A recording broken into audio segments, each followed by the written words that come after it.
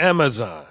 They have the technology, they have the addressability across your phone. They know where you shop, when you shop before you do because of the huge data sets, right? And that's typically what separates people in the future and brands of business in the past. We are retrenching as a whole because we still are trying to hold on to the old. And a lot of that has to do what America once was versus what America is becoming. And that is That's Jeffrey Bowman, CEO and founder of Reframe AI Technologies and Reframe Consulting. A former senior partner at Ogilvy, Jeffrey pioneered the firm's first cultural practice, helping modernize how the industry thinks about inclusion and growth. Today, he's a two-time award-winning author and a recognized voice in inclusive experience design. In this episode, we dive into how most companies are still using outdated data models that ignore today's reality. We're living in a minority-majority world, and the brands that will win by building for the full addressable market, not just a legacy base.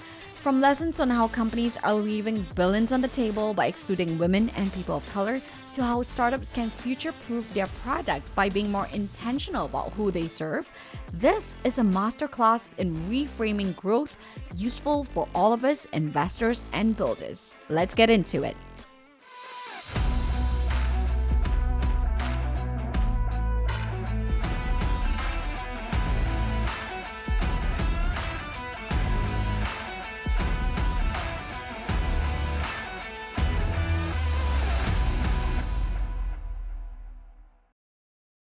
the future's already here. And so when we talk about reframing, it's more or less pointing the lens to be wider. For instance, when you talk about the total addressable opportunity, you not only have to talk about it from an investment standpoint in terms of TAM, but you have to expand it in terms of the audience. And so what we found that most brands and businesses, especially the later stage, they understand the TAM, but they don't understand in terms of the go-to-market how you have to be more inclusive of women and minorities in terms of their workspace. And so what that means is developing a product that truly is inclusive, that has the insights. You've taken the right approach in terms of understanding the user, inclusive of how they may feel, how they may respond, how they may engage with your product. And so that's usually the biggest deficit that we see. Investors as well as folks that are in the startup space truly do think about the future. But how do you go to market in a more inclusive way is the problem to be solved. And I wanted to bring in the historical context as well of where we are in America, where we are now, where we were and where we're headed, right? I think that's like topic of the moment and is on the minds actually of a lot of top executives today. How do I build in a way that is true to my values, true to what we've built? And yet, yesterday was tariff day. So times are tough. Times are tough for sure. When corporate America actually came to formation, and not only just a U.S. perspective, but also global. A lot of the thinking that went into for the marketplace was really centered around America, audience-wise, was less than 10% diverse. So when you think about any company that financial services, any company in terms of packaged goods, consumer durables, the 1940s and 50s, when they were building their brand, it was truly centered without women and people of color at the center, as shoppers, as buyers of their product. Made sense at that time, just given the numbers. But then the 1970 census was the first time that was predicted where Blacks and Hispanic were going to explode from a population standpoint. And so when you think about go-to-market strategies, we really haven't changed. Even with the invention of the internet, it still did not change. And so what you had, as I was doing the research for my book, Reframe the Marketplace, was this idea of general, which meant white, and mass, and multicultural, both separate. And so when you think about today, America specifically is, on the precipice of becoming a minority majority. And so what that means is that brands now really, truly have to think about how do you serve your audience across all of the different nuances in itself. Doesn't mean that it has to be specifically for Blacks, for Asians, for Hispanics, but just like you incorporate data in terms of your data sets, you now have to be inclusive in terms of those audiences within your data set. And for companies that have not done this or don't intend to do it, you're missing a significant growth opportunity, because when you talk about Gen Z, Gen Alpha, they all are minority majority already. And so you are leaving dollars on the table when you don't include those audiences in terms of your marketplace. And to your second point, yes, there is tension and will continue to be tension, because for the first time in the human race, what was once minorities are becoming majorities, not just here in the US, but also global. There are more brown people in the world than there is non-brown. And so when you think about youth globally, when you think about aging population in certain markets, you talk about the biggest wealth transformation that's about to take place when boomers sell their businesses on the M&A side. I don't think brands and businesses are truly prepared for the massive shift that's about to happen, not only here in the US, but also globally. Anecdotally, and there's more data that's being put together as a whole on this, but I work with a lot of private banks that serve the ultra high net worth, and 70% of widows upon losing their husbands in 12 months change financial advisors. Why is that? Because for the longest time, they've not been speaking to us. They've been speaking down or speaking, not at us, and that is a real monetary loss. We always talk about, oh, it's good for business, but I think we're at the stage where, guys, if you don't invest in diversity, you are losing out here. This is a business risk and a cost. I got my big break within the space of change management, and that's truly what we consider our services in terms of Reframe consulting services, because we're not talking about integrating the workplace or integrating the marketplace. We're not talking about diversity, equity, and inclusion, to be frank with you. What we are talking about, growth acceleration. And so there's a taxonomy that we literally had to come out with, because what we didn't want to do is people think about the old way, meaning diversity, equity, and inclusion, whereas this is a data-driven world, right? And so what we say, diverse audience segments. Why do we say segments? Because to get to a quantifiable outcome, you need to do what we call segmentation, where you measure attitudes and behaviors, you cluster those attitudes and behaviors irrespective of race, ethnicity, and identity. Now, for some people that don't like to hear those words, it's like, shoo, it's not race or ethnic. But it really is. Like, you're actually talking about people.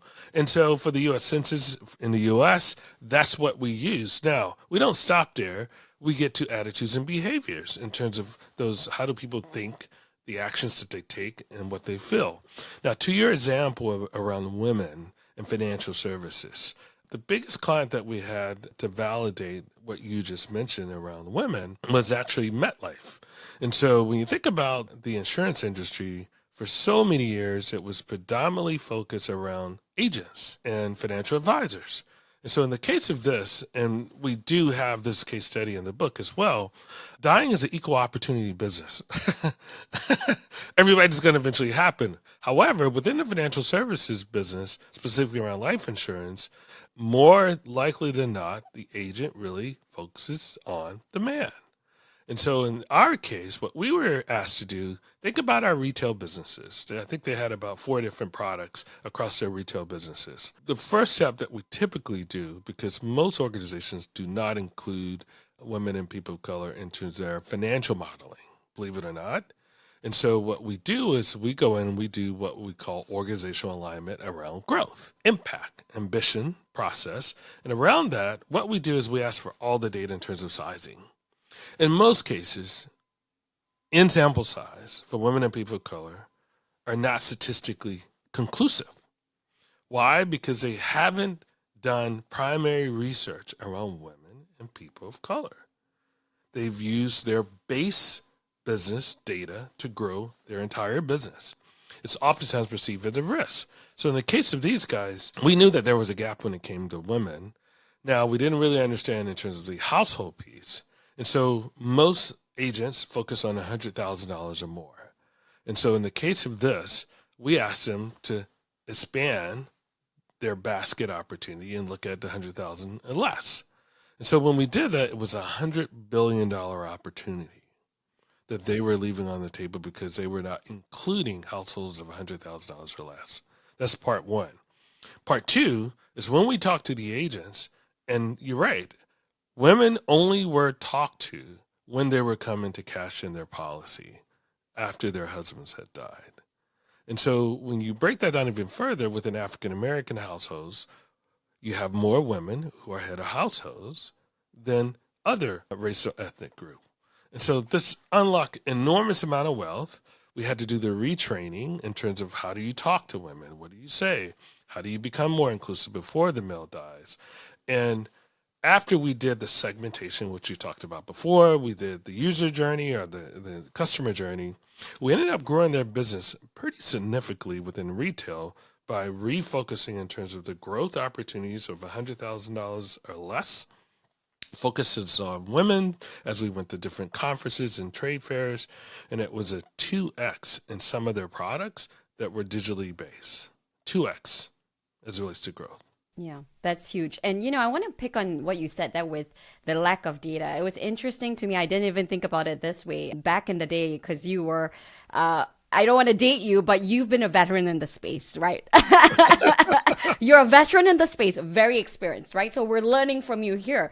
But you went through the different transitions, right? From even looking at America, getting completely onto the tech scene. I know you were at South by Southwest when, the likes of Zucks were just pitching their idea. So the transformation into social, all of this. And one of the things that caught me when you talked about sort of looking at history and where we are today was the fact that a lot of the data points, thinking about credit cards, for example, as a product, right, in a market that we're so comfortable with today. In fact, we're mostly cashless in America and in most urban cities.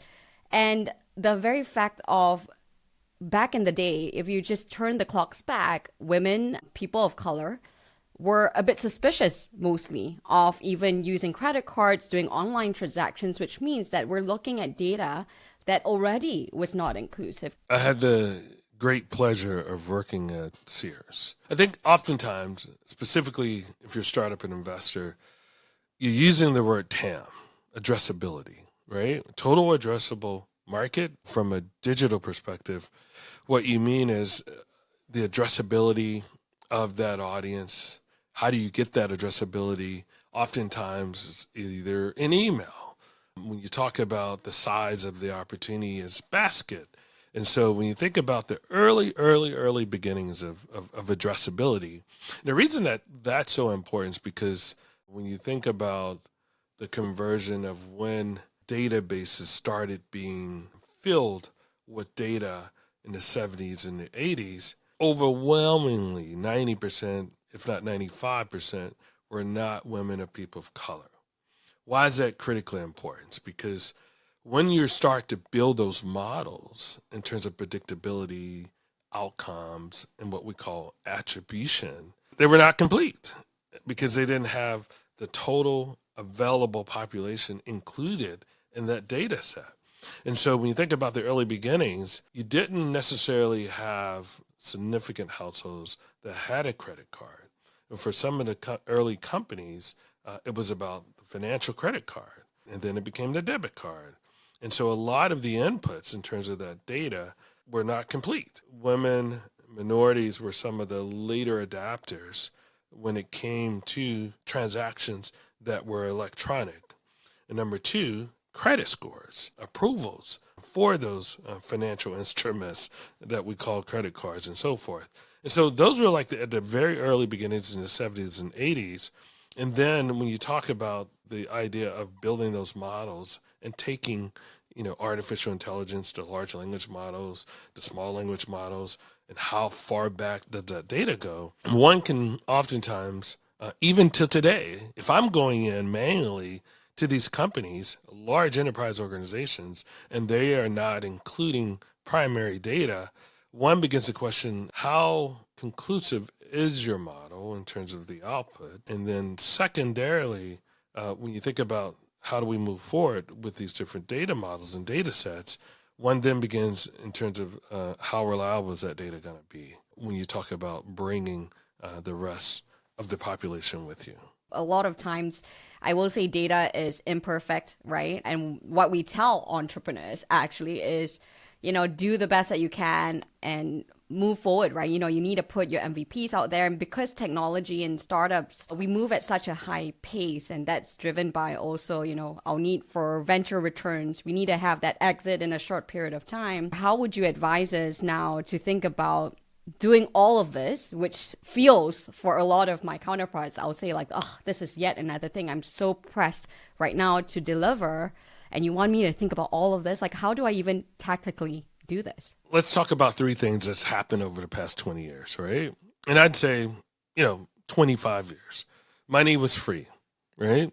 Low interest, no interest. Two popular themes that became very evident within the tech world: move fast and break things, right? And then the third one's bliss scaling, okay? Now, all good in the neighborhood until the industry matures. I think we're going through this maturity and correction. And so for an investor, obviously there's an innovation cycle with artificial intelligence and machine learning, but there are so many businesses I've seen that leave out these great opportunities to grow even more fast, more succinctly, if they took the effort to be more inclusive in terms of, you talk about users, you talk about how is it that you want your product to be accessible. Oftentimes what I would just ask investors is that as you're looking at the TAM, just ask the question, how inclusive is that TAM in terms of women and people of color? And that's not a political question or anything, that's a growth question, number one. And number two, where's the evidence to show that? And then number three, oftentimes what we've seen when investors or when brands and businesses begin to take a look at that is when they have a disruptive competitor. And so if you want to future-proof your business, what we've seen that works is truly know your audience and customers from an inclusive way. And so the way that we typically do that is by, as you think about your product market fit, as you think about your go-to-market plan, look at all the possibilities when it comes to growth, irrespective of race, gender, or identity. And it's really that simple. I wish it were more. And number two, in terms of that we've seen, is truly understand the user journey. And so when you think about the user journey, oftentimes it's usually based on a set of users that's not inclusive of that TAM that you talk about. And so when you're thinking about the user journey in itself, just making sure that it's a representative sample of the people that you want to go to market with. And then the last thing I'll say, oftentimes when you are testing and learning your way into a market from a data perspective, it's optimizing that approach in a way to where you are really thinking about A/B testing in terms of your base, in terms of generations, in terms of Gen Z and Gen Alpha that we know are coming, if that's within your product mix. And then it's really truly about holding your founders accountable in terms of that growth in an inclusive and dynamic way. I'm, of course, on your side, but I want to play devil's advocate here. In the recent years, we say this is not political, but in many ways it is. Let's think about some Super Bowl moments, right? Bud Light, the mistakes there and where it's headed now. It feels like if I'm in brand, this is really a tricky time, in terms of how do I expand my market without losing my core customers as well? You're going to have a protagonist and antagonist. And so when you think about for brands who want to walk on the political spectrum versus walking on the growth spectrum, then their businesses are not going to be what we call future-proof, right? I'll give you an example in the beauty space today. There's a brand called e.l.f. e.l.f. is growing at 10 times the category. The reason I say this is because brands who are retrenching and taking a position of quietness or scrubbing historical artifacts that were inclusive of people that are a part of their audience, they stand to lose the most. And so for the brands that are what we like to say 10 toes down on the future, there may be a little pain point, but because the numbers are so massively convincing, you have to stay the course and be brave to your audience of not only of today, but of the future. And so the reason I bring up the e.l.f. piece is that e.l.f. went in and disrupted an entire category, not by using the traditional Midwest 45 plus white woman as their core, They started in direct to consumer from the jump. Now, why is that critically important? Because we all know retail, physical retail stores, when it comes to beauty, it's a pretty important part. Rather than going to the store and get a sample and get your face done, they turned to social media. And so they doubled down on influencers, right? They didn't hire an agency to do the creative. They did it with influencers. Why is that dynamic? Is because when you think about the beauty category in itself, you went into the store, you had someone apply makeup, you sampled the lipstick, was they went directly to the user with influencers to show them how. And they evolved this category in terms of how-tos. And so through social media and TikTok, they created this phenom around how-to videos. And then they just didn't stop there. They backward engineered products because speed to market was an issue in terms of beauty. It took about 2 years within the life cycle to create a product and have it tested, ready to go to market. They basically came up with this idea of speed to market called duping. And so they duped things that were in the market that had traction based on the data because they were digital, they had addressability, and then they duped. And then the last thing they did is they actually went into the retail with leverage. The reason that's important is because if they started direct to consumer first, saw the evidence in terms of what was working, what was not, partnered with influencers who had micro audiences as well as mass audiences, they then had the power to bring foot traffic into the store. Completely opposite of traditionally in terms of how a product gets placed in the store. The last thing I'll say in terms of the political front and bravery is that they came up with a campaign and they were not doing like mass advertising communication called Dicks in the Boardroom. Too many dicks in the boardroom, right? Now, catches you off guard. You're walking, you see this big billboard, but they were talking about men versus women and minorities in the boardroom. All this was done within the last 2 years. And so for the brands that are retrenching to political pressure, not their audience, time will tell in terms of whether or not you made the right investment. That's an old playbook when you had a base of consumers that were what we call monocultural. Now we're moving into this idea of cross-cultural and polycultural, and is not turning back.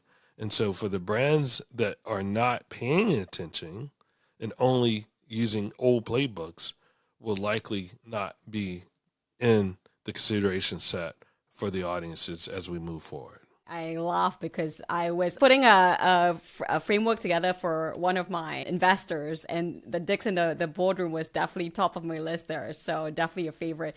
Can you give us a little bit of insight? I mean, Elf was great in the sense of they started differently, right? That's almost a norm, I would say, today, in which brand social has exploded. Everybody's trying to be influencer first, and then you're a celebrity, and then you plug on a product. So it feels like we get that. What other models in your experience has, I guess, surprised you that inspired you to write this book? It was over, 20 years of my career, the brand side and corporate strategy side, and then getting with Dell on the quant side. I just kept seeing so many brands really ignore growth because oftentimes you're making bets financially when your shelf life as a leader may only be 2 to 3 years. So you've got to really be precise in terms of where you're placing your bets. And so, what was happening for me was seeing how corporate strategy, corporate finance worked in terms of how investments were made.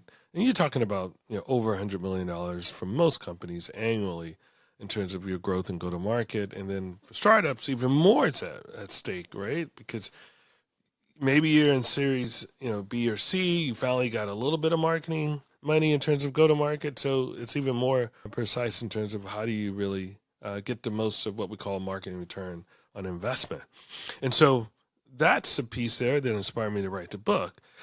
I'll give you another example in the telecommunication space.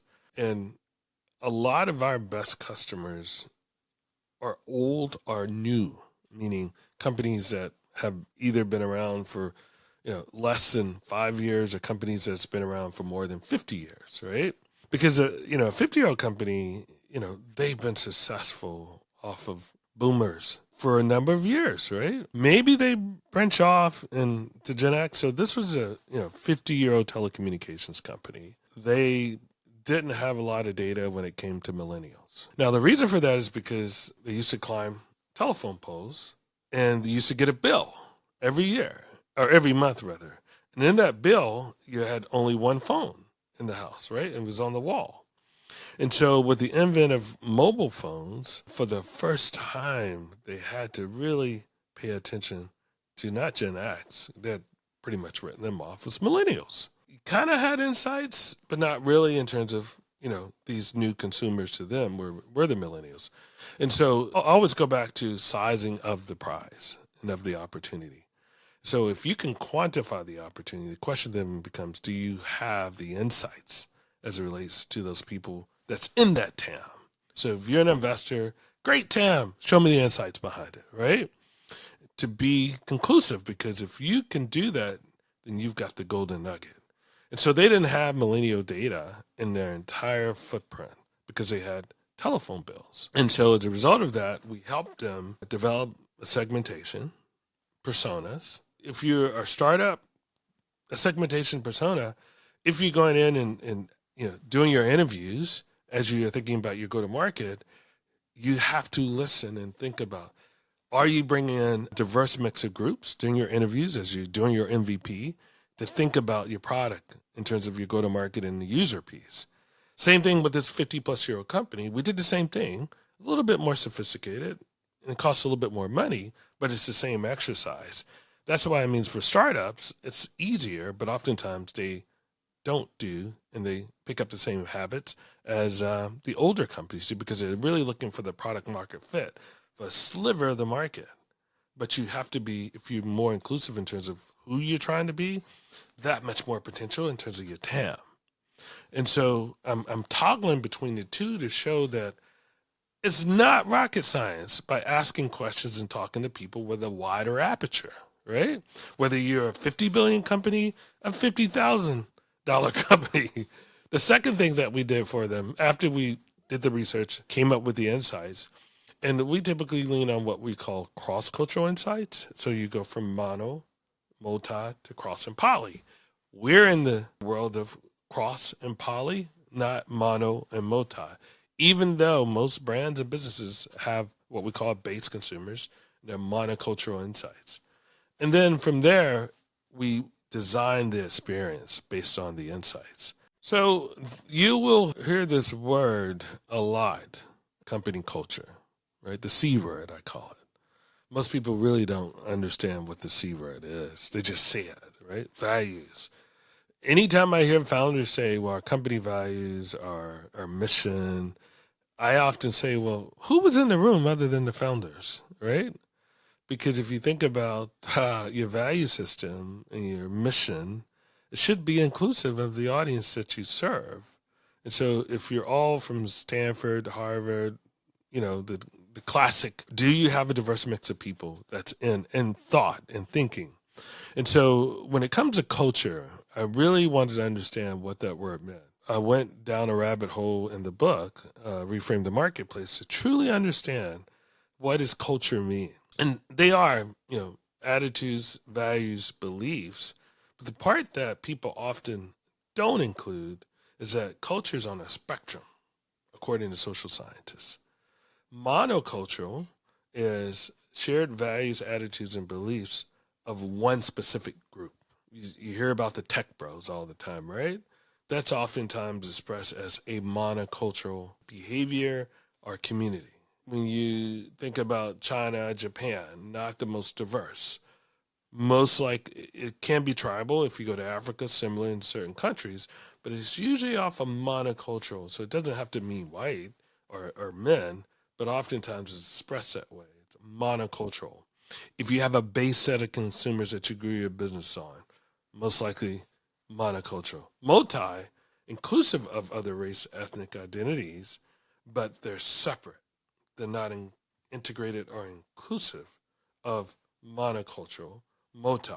So the example I use, Black, Hispanics, and Asians, but they all live in separate neighborhoods and they never talk to each other, right? That world doesn't exist anymore. Whenever you hear Black culture, Hispanic culture, that's multicultural. Now, cross-cultural is the world that we're in today. You have similarities, values, and beliefs, but you also have those nuances, right? Oftentimes people like to eat Mexican food. That's the example that's often used that came out of a certain culture and went across other groups, right? Cross culture is what we tend to lead with because to get to what we call polycultural, irrespective of race, ethnicity, identity, you are able to cluster those attitudes and behaviors because you got what? Addressable data. Amazon, polycultural. They have the technology, they have the addressability across your phone. They know where you shop, when you shop before you do because of the huge data sets, right? And that's typically what separates people in the future and brands of business in the past. When you have addressability wide enough and frequent enough, then you can move into what we call polycultural space as a whole. I think this is going to be super important, especially for those that are building with consumers in mind. A lot of US investors, even till today, will say, oh, focus on US first, focus on US first. But they forget that because of social, so we've had the first level of mobile and then social, and then now it's AI. We're increasingly global. And so the reach is not like previous patterns of success. Yeah. And I'll say this for context. Oftentimes I don't like to toggle between marketplace and workplace, right? Here's a little secret for your audience. Most businesses have been built with a core or a base consumer monocultural. If you think about early 1600s in terms of America, it took from like the 1600s to like the 1980 census, right? To predict that you truly were going to have a multicultural America. And so when you look at that time span till today, the reason that people are like moving shockingly is because things are happening so fast, not only just from a technology perspective, but from a human perspective. And so for the companies that win will lead with culture, not race, ethnic, identity. And the reason I say that is because when you have full addressable data that's reflective of the new majority, you then have insight, cultural insight. If you skip that beat, meaning not include, then you will be regulated to race, ethnic, and identity-based outcomes. If you include, you got more data to mine, and then you can really get to the cultural insight, irrespective. Because now you have that efficiency play. Because I got the insight, I understand those similarities, irrespective, polycultural, Amazon, ChatGPT, one would argue. It's culturally based. Why? Because I got the addressability. It's a representative sample size of the total addressable market, TAM. And now I truly get to mine the data to find the best outcome that gives me the best sticky. So if you're skipping those steps, then you're not future-proofing your business and up for disruption at some point. Yeah. So 2 last big questions before we go into rapid fire here. Remiss for me not to ask about, you talk a lot about, you use the word future-proofing, the phrase future-proofing a lot. AI is front and center. And one of the things that I mentioned to you that I'm looking into, because my work is all about fueling women-led innovation, the women in AI workforce today is only 31%. We're going through, just like mobile, now we're actually asking startups actually to almost think AI first. Just like back in the day, we were saying mobile first, right? Because arguably every business moving forward needs to have an AI component. What are your thoughts here on how we can future-proof to be inclusive for total addressable markets in AI? I think that was a word that was percolating over the last couple of years called responsible AI, the evolution of data maturity in terms of, you're housing a bunch of data, the convergence of that data to allow that model to be better than other people's models.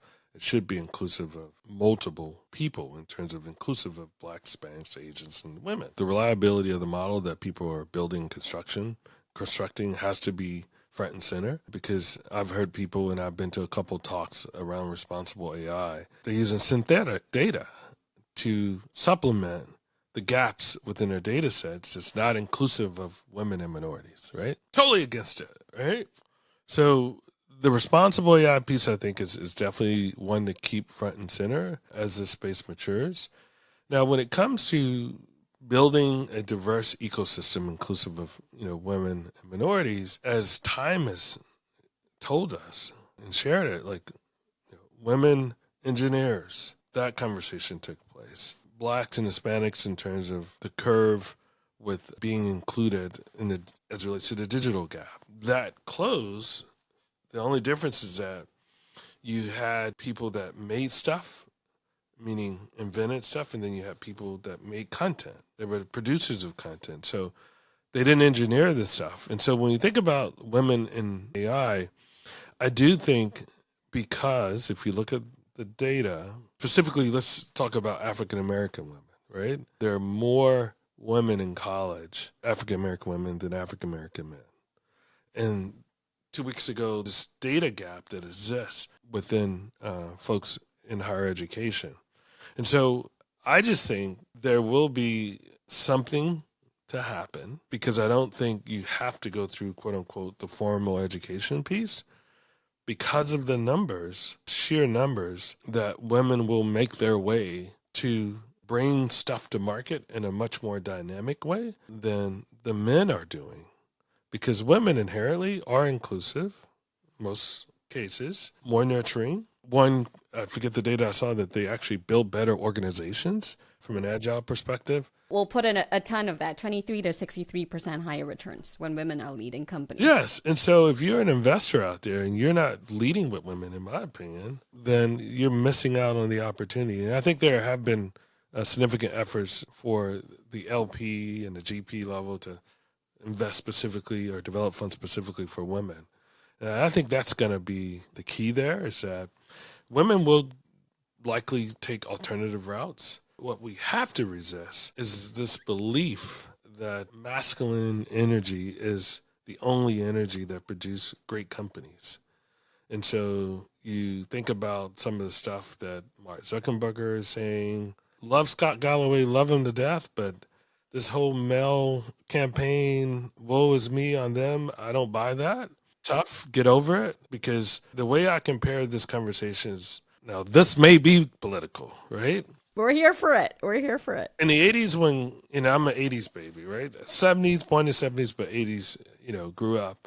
When crack was a thing, nobody had centers or houses to help drug-infested and drug-addicted Black people, predominantly Black men. Flash forward 30, 40 years later, I will say white men, young men, are having a little hard time.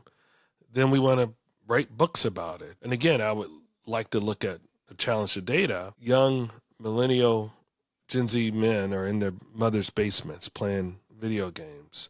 Tough. Get over it and get up, right? Because it's not to be less empathetic, but at the same time, these are the things that other people have had to go through.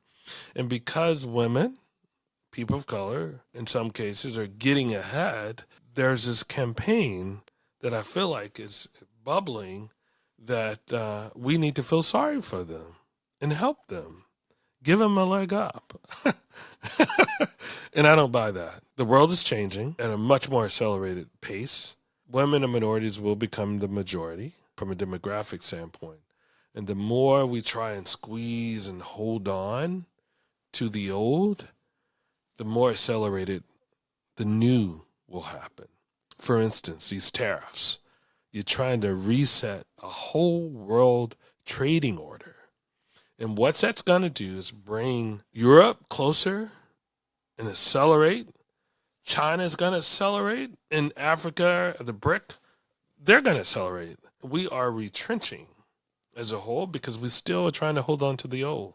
America's always been about the new, but instead we're holding on to the old. And a lot of that has to do what America once was versus what America is becoming. And that is diverse, a multicultural nation with cross and polycultural insights. Yeah, I feel like that's a mic drop moment there. So we'll put that as a mic drop moment. But I will ask this question because I do think it's crucial, right? I mean, race aside, what you just said, that women are graduating as a whole at higher rates than ever before, right? And then we're advancing and all of these things. And this lost boys phenomenon has been something that social psychologists have looked at for years. And I wonder, what is the way that we can address this even as we become a new majority here? How do we ensure that we ourselves, I mean, we've been inclusive, and I think it is about continuing to be inclusive, but I would say the boys are failing. I look at the boys of the younger generation and just telling them to get up and get on with it has not really worked. I don't know if it hasn't worked yet, right? Bring it closer home. Within the marketing communications industry, $500 billion is spent. Less than 3% of those $500 billion goes to women and minority-owned businesses, right? Hasn't changed. As media has shifted from the black box to digital with Facebook, Google, etc., hasn't changed. Now, there's a belief that all boats rise with the sea, right? Rising tide. Rising tide. It has never happened in media, right? So what I think the hard reality is, and I ask all of my good folks on the other side, the liberals, right? In order to make the shift, you're going to have to give up something. Not everybody's going to win. It's a capitalism, right? And so, yes, there are the social consequences. There are the consequences with regards to mental health and wellness. Are we still going to remain a capitalist society or a socialist society? Not everybody gets saved with capitalists. It's a pyramid structure, right? And so if we really want to be honest with ourselves, the market has to determine where people will fall. Now it sounds like it's a different persuasion, right? Not everybody's going to make it, unfortunately. And that's always been the way with America in itself, in a capitalist society. And so when we start bringing things in place so that people don't necessarily lose anything, then where's the competitive incentive to innovate? And that's what America was built on. From the jump, America was built on capitalism and commercial, right? Cotton, sugarcane, you name it. It may have sounded a little harsh with the whole thing. You know, the guys are in the basement, but not everybody's going to win. I'm sorry. And that's just the way that America has taught us. Hence why you have this thing around holding on to the old. Because in order, and this is the last thing I'll say, in order for America to be the America that we all knew and grow to love, you have to be accepting of the new America. If we continue to hold on to this old America, we're not going to become the new America that we're capable of becoming, and we will have another superpower, and it won't be us. Wise words, and can't agree more. We will end with a rapid fire, Jeff. Failure is? Not leaving anything behind. Success is? Creating something that didn't exist. Money or power? Money. Fame or fortune? Fortune.